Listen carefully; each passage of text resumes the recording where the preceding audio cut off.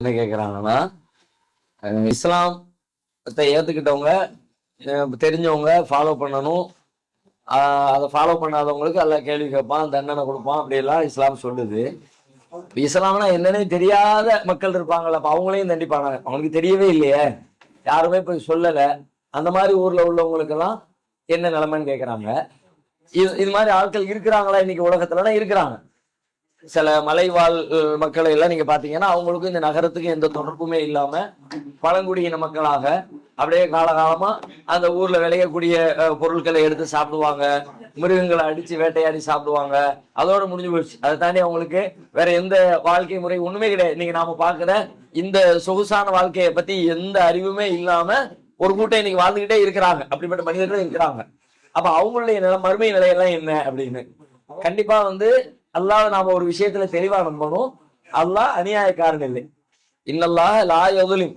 அல்லாஹ் ஒருபோதும் அநியாயம் செய்ய மாட்டான், யாருக்கும் அநியாயம் செய்ய மாட்டான்.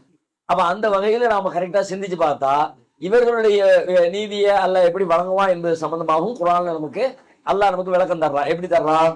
இன்னல்லதீன ஆமனு வல்லதீன ஹாது வன் நஸாரா வஸ்ஸாபியீன மன் ஆமன பில்லாஹி வல் யௌமில் ஆகிரி வ அமில சாலிஹன் ஃபலஹும் அஜ்ருஹும் இந்த ரப்பிஹிம் வலா ஹௌஃபுன் அலைஹிம் வலா ஹும் யஹ்சனூன். சில பேரை பட்டியல் போடுறான்.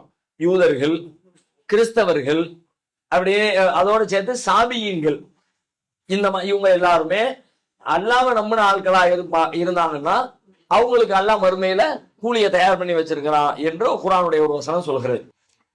இப்போ யூதர்கள் கிறிஸ்தவர்கள் அப்படிங்கறத பத்தி பிரச்சனை இல்லை, அது நமக்கு தெரியும், யாருங்கிறது விளங்குது. மூணாவது சாபியீன்கள் அப்படின்னு ஒரு சாராரை பத்தி சொல்றான்ல. இந்த சாபியீன்கள் யார் அப்படின்னு பார்த்தா உலகத்தை இஸ்லாத்தை பத்தியோ இறைவனுடைய தனித்தனி பண்புகளை பத்தியோ வேற இஸ்லாமிய கடமைகளை பத்தியோ எந்த நாலேஜ் அவங்களுக்கு இல்ல.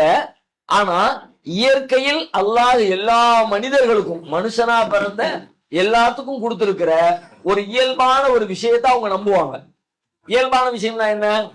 உலகத்துக்கு எல்லாத்துக்கும் மேல ஏதோ ஒரு பவர் இருக்கு, யாரோ ஒருத்தர் இருக்கான், ஒருத்தர் இருந்துதான் எல்லாத்தையும் நிர்வாகம் பண்றான். வேற எதுவுமே தெரியாது, தொழுகையை பத்தி தெரியாது, நோம்பை பத்தி தெரியாது, ஹஜ்ஜை பத்தி தெரியாது, வேற இஸ்லாமிய சட்டங்களை பத்தி தெரியாது, ஒண்ணுமே தெரியாது. ஆனா அவங்களுடைய நம்பிக்கை என்னன்னு கேட்டா, இப்ப நாம கண்ணுக்கு முன்னாடி பார்க்கிற எதுவும் நம்ம படைச்ச கடவுள் இல்லை, நம்மை படைத்த கடவுள். இப்ப நாம மக்கள் வணங்குறாங்க சிலைகள், சிற்பங்கள், அதெல்லாம் நம்மளால செய்யப்பட்டது. இது நம்மளை படைக்கல, நம்ம தான் இதை படைச்சிருக்கோமே தவிர நம்மளை இது படைக்கல. உலகத்துல அவங்க பார்க்கிற எதையுமே அவங்க வணங்க மாட்டாங்க. சொந்த பகுத்தறிவு, இயல்பான அறிவு இருக்குல்ல, அந்த அறிவை கொண்டு சிந்திச்சாலே தெரியும் இது கடவுள் இல்லைங்கிறது தெரியும். இதனால் நமக்கு எந்த பயனும் இல்லைன்னு தெரியும். நம்ம அதை போய் உடைச்சா கூட அந்த சிலை நமக்கு எந்த கேடும் செய்யாது என்ற குறைந்தபட்ச அறிவு இருக்குல்ல. இதுக்கு முஸ்லீமா இருக்குன்னு அவசியம் இல்லை, சாதாரண மனுஷனா இருந்த எல்லாத்துக்கும் தெரியும். ஒரு தூதர் அல்லாஹ்விடம் இருந்து நான் வந்திருக்கிறேன், எனக்கு தூது செய்தி அருளப்பட்டிருக்கிறது, எனக்கு குர்ஆன் அருளப்பட்டிருக்கிறது, குர்ஆன்ல அல்லாஹ் இப்படி சொல்றான், நீங்க இதை ஃபாலோ பண்ணுங்கன்னு சொல்லி கொடுக்க வேண்டிய தேவையே இல்லாம இயற்கையிலேயே இயல்பிலேயே சில உணர்வுகளோடு சில சிந்தனைகளோடு தான் உலகத்துல எல்லாத்தையும் அல்லாஹ் படைக்கணும். ஆல்ரெடி நம்ம உலகத்துக்கு வரும்பொழுதே நம்ம மூளையில அந்த புரோகிராம பண்ணித்தான் அல்லாஹ் உலகத்துக்கு அனுப்பியிருக்கிறான். அந்த மாதிரியான விஷயங்களை தூதர் சொல்லுவாங்க. அவங்க சொல்றது கூடுதல் அழுத்தத்துக்கு சொல்லுவாங்களே தவிர அதை தெரிந்து கொள்வதற்காண்டி செல்ல வேண்டியது இல்லை. ஏற்கனவே நமக்கு தெரியும், தெரிஞ்சதை கூடுதலா வலுப்படுத்துறதுக்காகவும் உறுதிப்படுத்துறதுக்காகவும் அந்த மாதிரி சில செய்திகளை சொல்லுவாங்க. இப்ப உதாரணமா இப்படி எடுத்துக்கங்களேன், கொலை பண்ணக்கூடாது, அது மாதிரி ஏமாத்தக்கூடாது, பொய் பேசக்கூடாது, திருடக்கூடாது எல்லாம் சொல்றோம்ல. இந்த திருடாதே, பொய் பேசாதே, ஏமாத்தாதே, பிறர் பொருளை அபகரிக்காதே என்பதை சொல்வதற்கு ஒரு இறை தூதர் வேணுமா? இறை தூதரை பெற்றுக்கொண்ட சமுதாயம் மட்டும்தான் இப்படி இருக்கா? உலகத்துல எல்லா சமுதாயம் இப்படி இருக்குல்ல.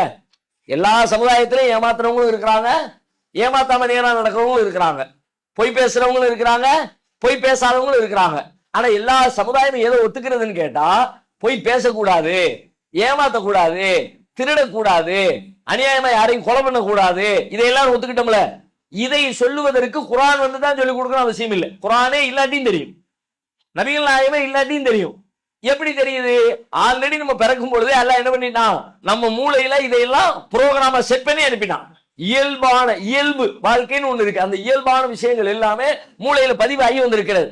அந்த இயல்பான விஷயங்கள்ல ஒண்ணுதான் எல்லாத்துக்கும் மேல ஒரு பவர் இருக்கு. யாரோ ஒருத்தர் இருந்துதான் எல்லாத்தையும் கட்டமைச்சிருக்கிறான், யாரோ ஒருத்தர் இருந்துதான் எல்லாத்தையும் இயக்கிக்கிட்டு இருக்கிறான், எல்லாம் ஒரு சீரா இயங்குதுன்னு சொல்லி சொன்னா எல்லாத்துக்கும் மேல ஏதோ ஒரு சூப்பர் பவர் இருக்குது அப்படின்னு நம்புற நம்பிக்கை இருக்குல்ல, மனிதனுடைய இயல்பின் நம்பிக்கை. இந்த நம்பிக்கையில இஸ்லாம் பத்தி தெரியாதவங்க, இஸ்லாமிய செய்தி போய் சேராதவங்க, இந்த குறைந்தபட்ச நம்பிக்கையில அவங்க வாழ்ந்துட்டாங்க அப்படின்னா அவங்களையும் அல்லாஹ் சொர்க்கத்துல சேர்த்துறதாக குர்ஆன்ல சொல்றான். அவங்க தொழுதிருக்க மாட்டாங்க, நோன்பு வச்சிருக்க மாட்டாங்க, வேற எதையும் செஞ்சிருக்க மாட்டாங்க. ஆனா அவங்கள்ட்ட அல்லாஹ் கேட்க, ஏன் தொழலன்னு கேட்க மாட்டான். ஏன் யாருமே வந்து எனக்கு சொல்லவே இல்லை என்றார். இப்படி தொழுகணும், இறைவனா இருந்தா இறைவனை இப்படித்தான் நம்ம தொழுகணும், இறைவனுக்கு நோன்பு இருக்கணும் அப்படின்னு ஒரு சட்டமே எங்களுக்கு தெரியாத காரியத்தை போய் ஒருத்தர் எப்படி கேட்க முடியும்? தெரியாத விஷயத்தை போய் அவன்கிட்ட கிளைம் பண்ணவே முடியாது, கோரிக்கை வைக்கவே முடியாது. அப்ப அவன் தெரியாதுன்றான். அப்ப அல்லாஹ் என்ன சொல்றான், அதையெல்லாம் எதை சொல்லி தந்தா தான் செய்ய முடியுமோ அதை பத்தி அவன்கிட்ட கேள்வியே கிடையாது.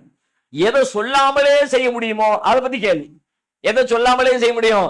எல்லாத்துக்கும் மேல எவ்வளவு ஒருத்தர் இருக்காங்க, இதுதான் கடவுள் இல்லப்பா, கண்ணுக்கு முன்னாடி பாக்குற என்ன பத்தி அப்பாவோ அம்மாவோ இவங்க எல்லாம் கடவுள் கிடையாது, என்ன மாதிரி சாதாரண மனிதர்கள் அப்படிங்கிற தெளிவோட ஒருத்தன் இருந்து அதே நிலையில யாரையும் வணங்காம எதையும் வணங்காம எல்லாத்துக்கும் மேல எவ்வளவு ஒருத்தன் இருக்காங்கிற நம்பிக்கையோட மூத்தா போயிட்டாங்கன்னு வைங்க, அப்படிப்பட்ட ஆட்களுக்கு தான் அரபியில சாபியின்கள்னு சொல்லுவாங்க.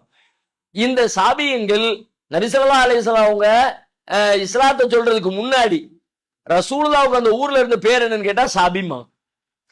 ரசூலுல்லாவுக்கு அரபு நாட்டுல ரசூலுல்லா நபியாக ஆகிறதுக்கு முன்னாடி ஊர்ல அவங்கள பத்தி எப்படி சொல்லுவாங்க, அதான் சாபிம்பாங்க. என்ன சாபி, இதெல்லாம் வணங்க கூடாதுப்பா, இன்னொருத்தர் இருக்கான்னு சொல்லிட்டு இருக்காரு இவரு, இதெல்லாம் வணங்குவதற்கு தகுதியான கடவுள்கள் கிடையாதுன்னு ஒரு சொல்லிக்கிட்டு இருக்கிறாரு அப்படின்றதுனால ரசூலுல்லாவுக்கே சாபின்னு சொன்னாங்க. சில சஹாபாக்கள் இப்படி சாபி என்ற மனநிலையில இருந்தாங்க. வேற எந்த தெய்வங்களுக்கு முன்னாடி சிரவணக்கம் செய்ய மாட்டாங்க, சிலைகளுக்கு முன்னாடி. அப்படி ஒருத்தர் இருந்தாங்க. இப்ப மலைவாழ் மக்கள் இருக்காங்க, இஸ்லாம் போய் சேரலாட்டி அதை பத்தி அல்லாஹ் அவங்களுக்கு அது இஸ்லாம் குறித்து கேள்வி கேட்க மாட்டான்.